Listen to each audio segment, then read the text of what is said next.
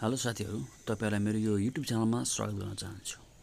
तपाईहरु यो भिडियो पहिलोपल्ट हेर्दै हुनुहुन्छ र नेपाली शेयर सम्बन्धी सधैँभर अप टु डेट हुन चाहनुहुन्छ भने हाम्रो यो च्यानललाई सब्स्क्राइब गर्न नबिर्सनुहोला। तानसेन सिमेन्टले स्थानीय तथा वैदेशिक रोजगारमा गएका मानिसहरूको लागि यही पौष 25 गतेदेखि माघ 5 गतेसम्म आइपिओ निकाल्दैछ, जसमा को बिक्री प्रबन्धक रहेको छ नोबेल इन्भेस्टमेन्ट। यस तानसेन सिमेन्टको आइपिओ जम्मा 18,75,000 किता वैदेशिक तथा स्थानीयको लागि खुल्नेछ। यदि तपाईहरु स्थानीय हुनुहुन्छ र वैदेशिक रोजगारमा जानुभएको छ भने तपाईहरुले यसमा आवेदन दिन सक्नुहुनेछ।